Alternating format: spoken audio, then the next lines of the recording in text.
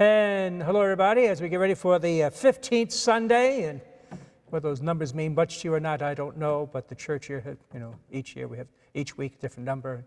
I think it was like 32, so we're almost halfway through the year already. And going through the book of Luke, and we continue through the book of Luke, and looking at chapter 10, 25 through 37. It's one of the parables of Jesus, probably one of the best known parables. It's the Good Samaritan. Right? Everybody knows the Good Samaritan. It's with us 2,000 years later, believers, unbelievers, right? We give the nickname or a title to people who do go out of the way, do something for someone else who they perhaps know. It's a Good Samaritan. We know what they're talking about. There's a Good Samaritan law. I think it covers medical people, I believe, that if they help somebody and whatever, the Good Samaritan. No clinics, hospitals, Good Samaritan. And so that's it. And sometimes we forget the Good Samaritan, though, is a parable. It didn't really happen. Jesus told the story. But it seems real. And Luke has a great ability to tell stories. So graphic, visual. You see it, experience it. And so many different commentaries on the three main characters, the priest, the Levite, and the Good Samaritan. And I suppose the one who got mugged, got beat up. But basically those three.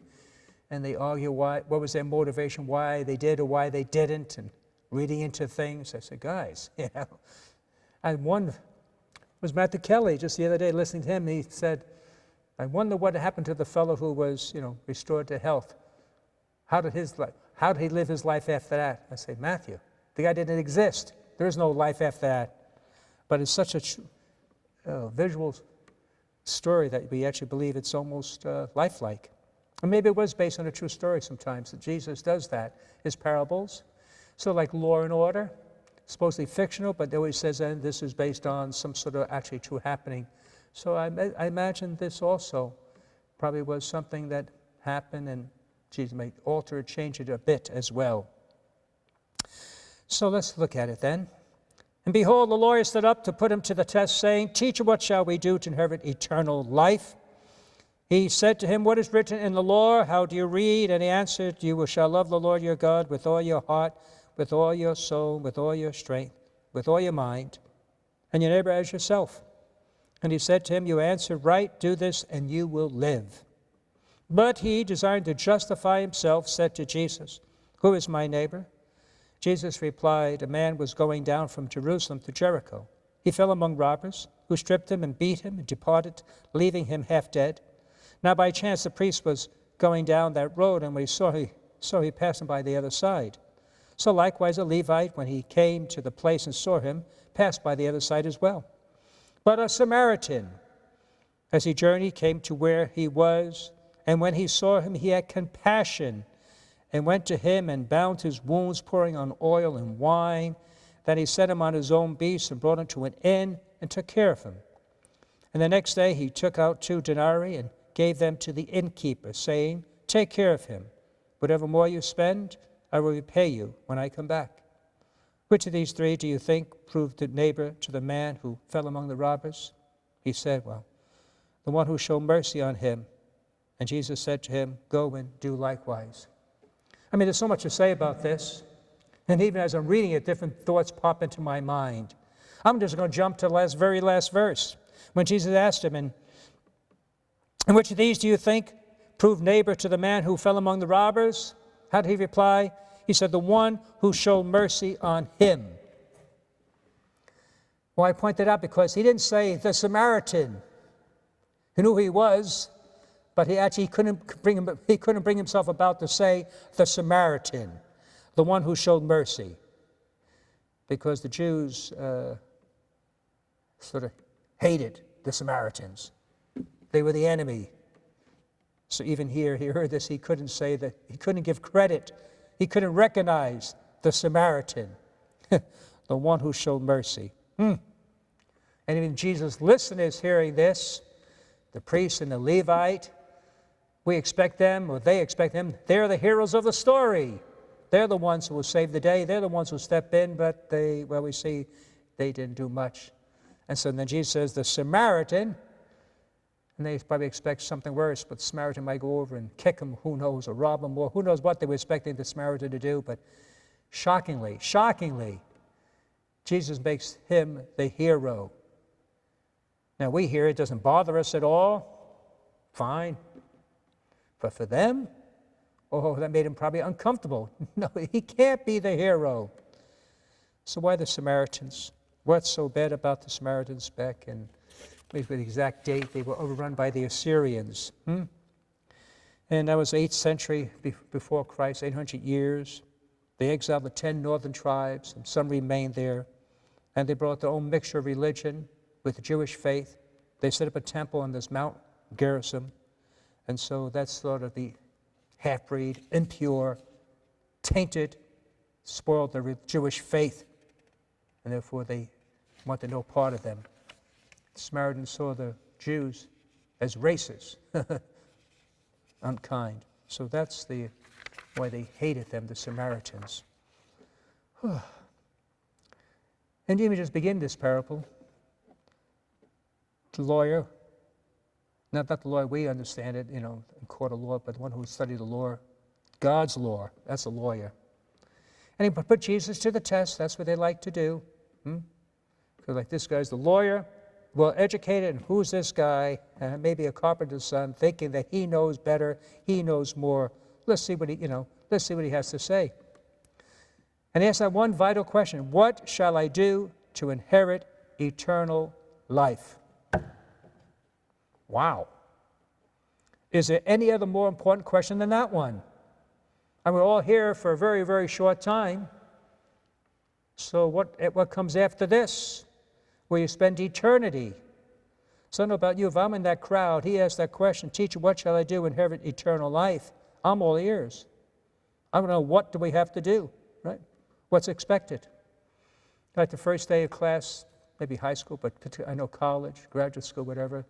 Sort of an easy day the first day. They give the syllabus, and then at the end of the syllabus, right, the requirements. That's what I sort of focus on. Okay, how much work is involved? What does he want done? That's it. What do I need to do? And so with this, he had their attention, I'm sure, Jesus. And so he asked them, what's written in the law? That's how it goes with Jesus. He usually responds to a question with a question. Not often Jesus answers directly. What's written in the law? How do you read it? And he asks why you read it, because I never studied Hebrew, all right? They did offer the seminary, but it was an elective, so I never went that route. Sometimes I wish I did, but anyway, in the Hebrew, but I do know this, the Hebrew language, they don't have any vowels. Imagine how words with no vowels. How can you make sense of it, some of the words, right? Just see a bunch of letters. It's like playing Wheel of Fortune, I like to buy an A, That's what it sort of be like, I'm sure. I want a vowel. And so how do you read it? Well, now you see it's easier to keep it for interpretation. Because if there's no vowels in there, you can put the value that you think fits. And depending on the value you put there, it can change the whole context, change the whole meaning. All right? So that's why he's asking that question. And he answers, you should love the Lord your God with all your heart, with all your soul, with all your strength. All right. And that's from Deuteronomy. And then also he says, you love your neighbor as yourself. And Jesus says, that's it. He said, you answered right. Do this and you will live. Now, if I was that lawyer, I would have stopped right there, got the answer, move on. But he goes further, wants to justify himself, and that's always a dangerous word, to justify yourself. Typically, when you say, I want to justify myself, normally that means that there's something off kilter and you want to prove yourself right. I want to justify my actions. I want to justify why I got angry. I want to justify why I treated. Usually it's something, you try to put a good shade on something negative, justify himself. And so then Jesus tells him about the Good Samaritan. And that's quite a demand. So we have the priest, the Levite, and the priest, who is the one who offers sacrifice in the temple in Jerusalem. And if they come in contact with a corpse, a dead body, they're impure and they cannot offer sacrifice. What's he going to do? This is his role, the job. People count on him. It's his turn. And besides, he's not a medic, he's not a doctor. And then the Levite. Levi's not a priest, but still like a deacon, assists at the temple. But when I found this, it sort of makes me understand a little more sympathy for the Levite. So they got paid for their service in the temple. It wasn't in money, wasn't in cold coin, right? It wasn't in Bitcoin. What they would get in payment was food items, grain or some sort of food. 2 weeks supply, in fact. Now, this is 2 weeks supply for food. It's not just for him, but for his wife, his children, his family. He's got to feed them. And so if he comes within a dead person, guess what? That food's impure. Can't eat it. Throw it out. Oh, boy. You're going to risk that, not feeding your family? That's a big decision. And they knew who he was, and also that was a dangerous path. Blood way, they called it. And often even, that was something we did today, of recent memory, but even back then, they're decoys. Have someone like this Samaritan who's faking it, pretending to be, and then people come assist, and then out of the bushes, whatever it may be, they would come and attack. So you're putting yourself at danger. And they didn't know who the Samaritan was, by the way. They couldn't tell. Because there's two ways of identifying people. One is how they dressed. This man was stripped, so they couldn't tell by his clothes. Could have been a king, could have been a pauper, they don't know. And the other way you could tell who a person is, where they're from, is by their dialect, how they speak. He's not speaking, so they couldn't tell, no indication there as either. He could be anybody, could be everybody right there. And the Samaritan was extremely, as we noticed, not that he tended his wound, put him in the inn, but then leaves money and says, guess what, I'll come back if I owe you anything else. Open himself up to be taken advantage of, right? The innkeeper could do things and run up a charge, and what's he going to say? You have to pay. So it's a fantastic, fantastic, fantastic act of mercy.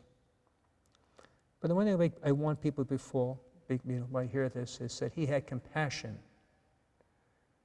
That's great if you have a feeling, if you're moved. But that we should not only act when we have that feeling of compassion. The need is the call. So if someone is, in a bad situation, I might be distracted or involved in something else, I may not feel compassion. But there's not an excuse for not acting with mercy and kindness. So don't simply wait for a feeling, because feelings come and go. This finally, the words that he speaks to the Samaritan, he speaks to all of us. Go and do likewise. Go and do likewise. I'm sorry, they put him at danger, so I'm not advising that. My former couple of parishes ago, and our property was quite extensive. The rectory where I lived was a little bit distant from the church. Anyway, this fellow needed help looking around for the priest. One of the ladies of the church spotted him, and he asked her for help with the priest. And so she decided to bring him to the rectory, to the house. And so she put him in a car, and she drove him to me. And she felt pretty good of herself, because I was home, and felt good that, this fellow would get some help. But afterwards, I pulled her aside. I said, don't you ever do that again. Don't you ever put somebody in your car. Don't you ever put stranger in your car. You're opening yourself up to who knows what could happen. You can drive to my house. You call the answer service, they will call, but don't you ever, ever put anybody in your car. So maybe I don't have the spirit of the Good Samaritan, but today is, unfortunately, you got to be careful. She was taken aback by my response. I think she expected me to praise her and compliment her, but I couldn't. She was an elderly lady, and who knows what could have happened. Luckily, nothing did. Anyway, I'll end on that note, but so in our own way that we can. And for example, we have the great social service here. You want to help people, help them. Then it's going the right place, using the right funds in the right way. That's how. You see people, direct them here. Okay? God bless you. Bless you all.